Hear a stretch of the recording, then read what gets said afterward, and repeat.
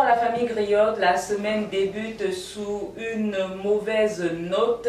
Cet incendie déclaré au marché chinois hier 17 septembre, dimanche au soir aux environs de 17 h selon les informations que nous avons pu recueillir sur le terrain. Nous vous livrons donc dans cette chronique tous les éléments que nous avons collectés depuis cette matinée, que ce soit auprès des sinistrés, des personnes qui avaient des marchandises dans ces immeubles, des personnes qui y habitaient. Vous aurez tout et vous aurez également la lecture des sapeurs-pompiers qui étaient présents sur le terrain. Et donc pour commencer cette aventure de la semaine, évidemment, plantons le décor.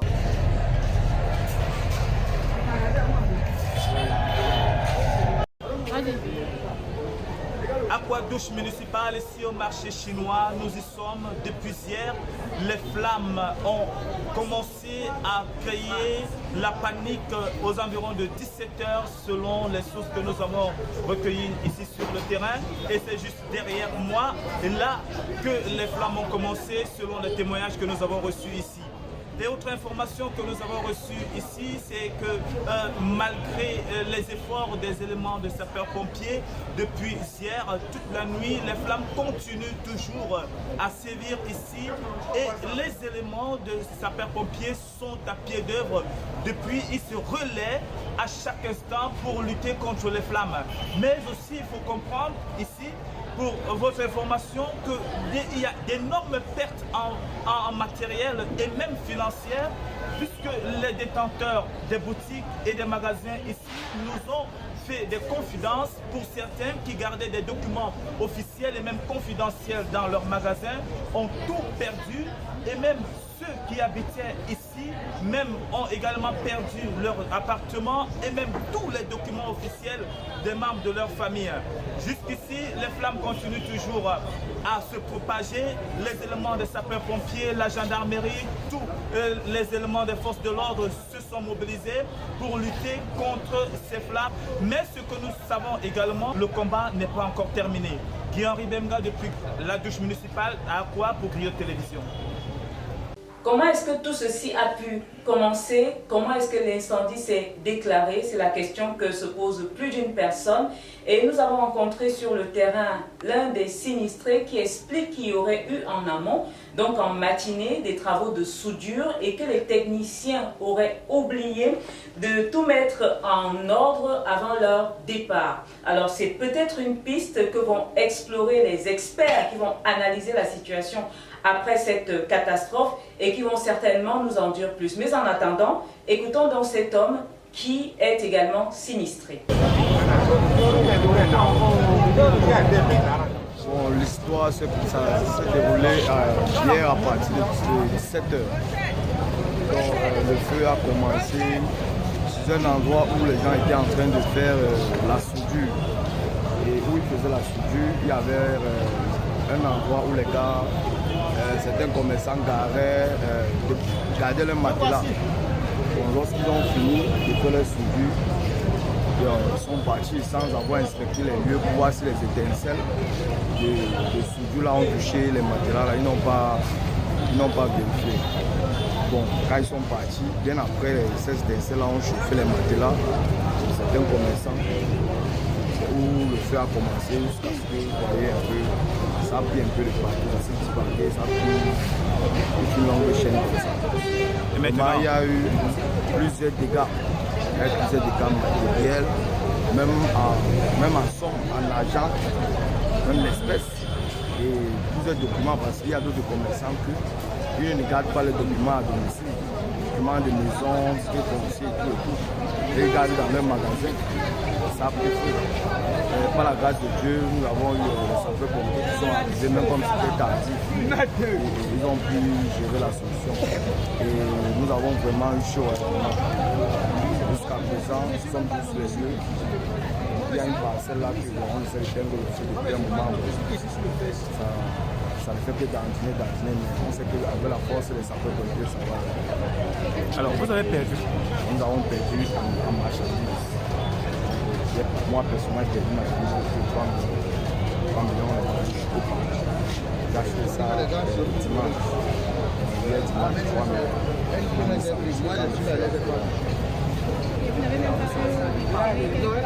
Nous avons pu récupérer quand même quelques petits rachis. Vraiment, on a plongé. Je ne peux pas dire que j'ai récupéré même 10%.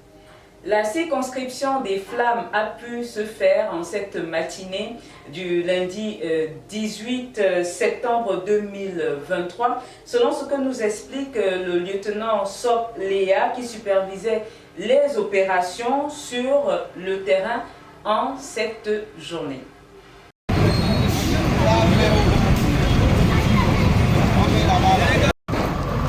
C'est un violent feu des bâtiments. Actuellement, la propagation est limitée. Aucun bâtiment ne court de danger actuellement. Nous sommes au niveau de Déblais. Moi, j'ai pris le service ce matin. J'ai fait la relève ce matin. Et je suis de là jusqu'ici. Tout a été maîtrisé, circonscrit avant mon arrivée. Nous avons un gros boulot à faire ici parce qu'il y a la mezzanine à l'intérieur qui nous donne énormément de travail. Et ces mezzanines, au-dessus, il y a des ballots de tissu, des chaussures, des plastiques, tout ça. Le plastique, c'est un matériau, quand ça brûle, ça garde de chaleur et ça dégage beaucoup de fumée. Nous sommes en train de créer des exutoires. J'ai engagé 3 groupes de binômes avec Aïri qui sont montés. Ils ont essayé de voir s'ils peuvent refroidir au maximum les ballots pour qu'il n'y ait pas le coup de flamme. Et je fais le déblai au niveau du rez-de-chaussée. C'est pour ça que j'ai demandé s'il y a le propriétaire là. Au fur et à mesure qu'on sort les ballons, qui n'ont pas pu brûler, ils récupèrent pour que les bandits ne puissent pas s'approprier. Donc quand ils vont finir comme on finit d'évacuer, nous allons essayer encore de créer des exutoires à l'intérieur pour faire évacuer les flammes chaudes.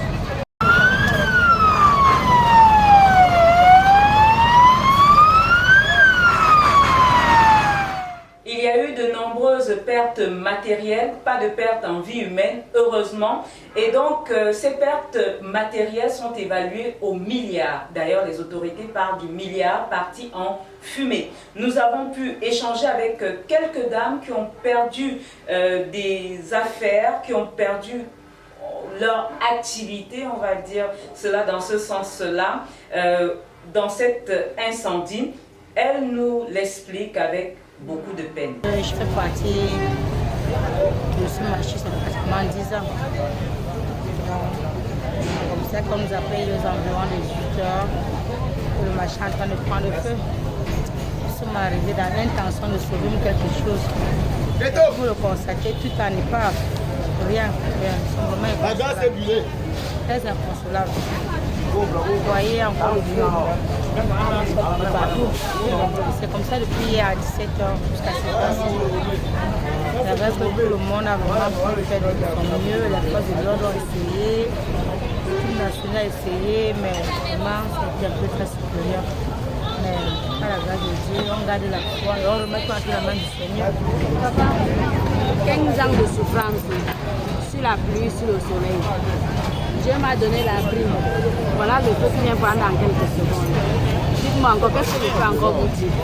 En dehors de que Dieu peut me donner la force et me donner le courage d'accepter et d'avancer, papa. Qu'est-ce que je peux encore dire en dehors de dire merci à Dieu? Il y a encore quoi? Je suis venue sur la terre avec quoi pour dire que je vais commencer à m'accrocher sur les choses de la terre. Dieu qui m'a donné la repris. Je lui dis merci et je le loue. C'est tout ce que je peux dire merci.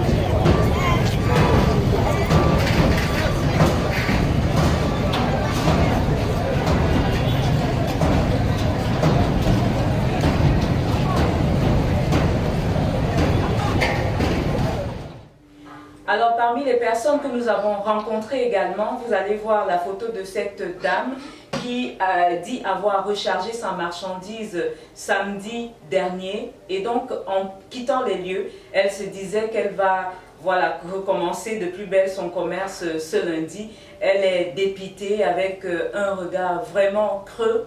Vous pouvez le voir sur cette photo. Nous avons également rencontré cette veuve qui ne sait plus à quel sens se vouer. Elle a 5 enfants à charge. Elle dit n'avoir pas encore payé la scolarité de ses enfants. Elle pensait justement effectuer son petit commerce pour pouvoir régler progressivement. Et donc, c'est cette situation qui l'accable et qui vient se rajouter à la liste de ses peines. Et donc, en dehors de ce tableau sombre, il y a ceux qui profitent de la pluie pour faire des choses extraordinaires dans le torrent. D'autres profitent donc de la situation pour se servir. Et là, nous allons parler des chapardeurs, que ce soit des jeunes, des enfants, des élèves ou même des femmes qui ont eu pour devise et qui nous l'ont dit en passant. Est-ce que c'est un esprit cannibale ou pas du tout? En tout cas, ces personnes ont pu récupérer ce qui pouvait l'être encore dans l'intention de revendre pour certains ou alors utiliser pour d'autres. Nous n'en savons rien.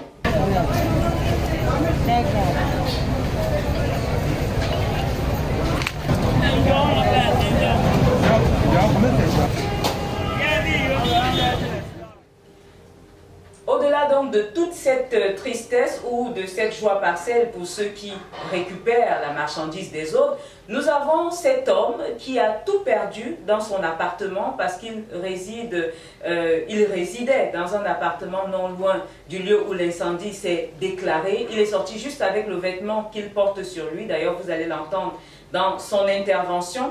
Il estime que les sapeurs-pompiers n'ont pas bien fait leur travail et qu'ils n'avaient pas suffisamment de matériel et pas suffisamment d'eau. Vous voyez comment ils font. Ils avaient une voiture d'eau, ils font aller au bas.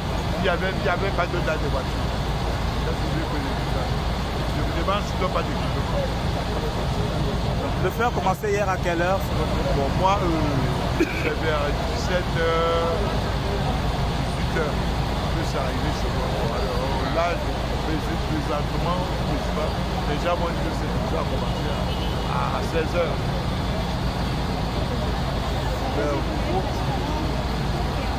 Oui, on a tout fait un tôt.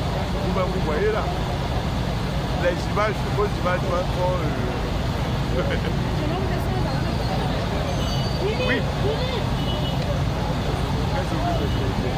J'ai trouvé, voilà tout ce que j'ai. Les flammes ont pu être stoppées ce lundi 18 septembre 2023 aux environs de 16h30, soit près de 24 heures après le début justement de la déclaration de l'incendie. Ça veut dire qu'il y a eu du travail, il y a eu de l'anxiété pour les sinistrés, une anxiété qui va bien sûr continuer, bien entendu. Et donc, certaines marchandises ont été récupérées, nous vous l'avons dit il y a quelques instants. Et ces marchandises, comme par curiosité, sont immédiatement proposées dans la rue. Chose incroyable.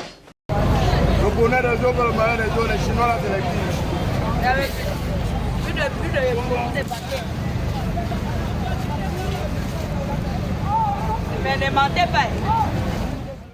Alors, lorsqu'on regarde cela, faut-il en rire ou en pleurer? C'est une question qui reste en suspens et qui nous permet justement de refermer cette chronique et de vous donner rendez-vous très très bientôt pour une autre chronique avec un autre sujet de société, avec des experts qui veulent bien nous donner leur avis sur les situations ou analyser ces différentes situations.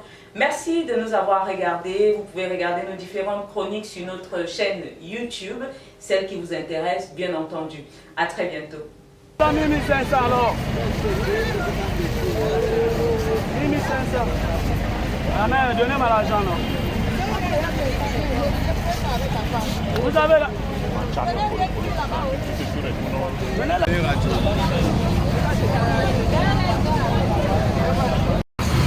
Ok, il faut même pas filmer non.